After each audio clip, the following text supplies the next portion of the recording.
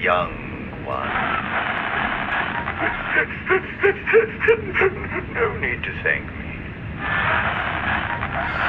I'm not so sure you'll like what you find.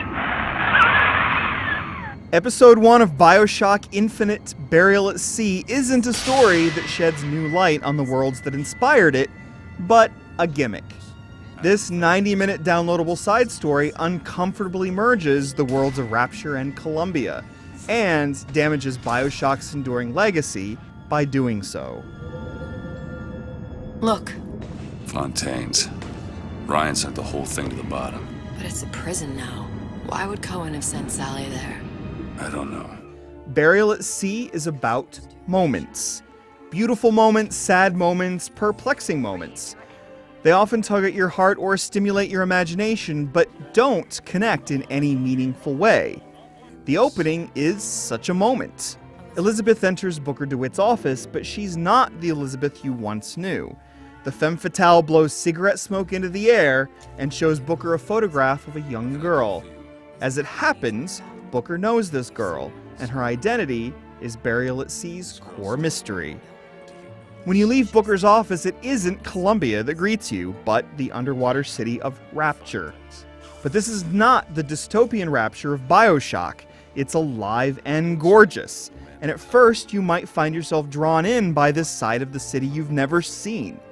Women busy themselves by applying makeup outside of busy department stores, and men discuss the philosophies behind Rapture's creation. It's a stark and intriguing contrast to the dystopian version you explore in the original Bioshock. But it soon becomes obvious that the people you see aren't living in this space, but function only as audio logs, dumping information on you before returning to their silent poses. Of course, you saw the same behavior in Bioshock Infinite, but in such a short adventure, the dialogue contrivances feel really scripted. As one aspect of world building, such dialogue can be magical. But we already know Rapture, and these residents have little to say that we haven't already heard. Having a benevolent dictatorship takes care of that. Benevolence isn't human nature. And that's Burial at Sea Episode 1 in a nutshell. It's out of place. Irrational Games has used Bioshock Infinite's ending as a license to mess with these worlds and characters, and excuse any resulting oddities as an aspect of the multiverse. For instance, once you reach Frank Fontaine's abandoned department store and come face to face with the resident splicers, you encounter Rapture's versions of sky rails. But outside of Columbia's spacious skyscapes, rails are significantly less enjoyable to use. The rail network is limited, and riding them never has the joy it did when you had an array of platforms to land on and an open vista to gawk.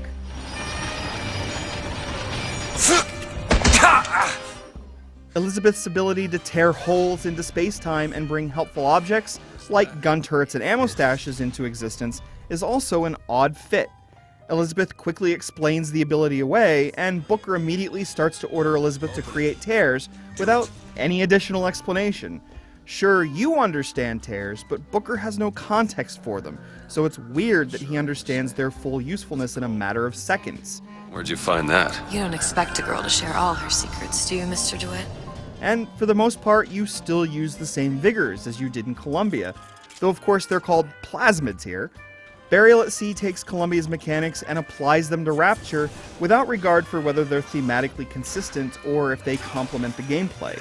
Considering how far Burial at Sea goes out of its way to suggest that this Rapture you're visiting is largely the same as the Rapture you visited before, the fact that plasmids are just like vigors and have the same names comes across as really overly convenient. Don't make any sense, that's all. If you don't like the arrangement, the bathysphere's back that way. Nonetheless, there's true power in seeing known characters and places in a novel light. An angelic walk down a sterile white corridor turns to horror as you come face to face with the mentally unbalanced Sander Cohen. I'll remember his theater for its red velvet curtains, its stoic audience members, and its smoky air, not to mention for the horrors that I witnessed there. I will also remember Burial at Sea's ending, which lands with impressive visual impact, even though I'd already guessed some aspects of its reveal. Columbia and Rapture are intriguing places soaked in history and delusion, with a lifetime of tales their citizens might have told. Rather than telling those tales, Irrational Games started with a high concept and crammed a story into it. Burial at Sea Episode 1 gives you several stunning sights and sounds to remember it by. It's too bad they're in service of an awkward combination of worlds and mechanics that don't fully succeed.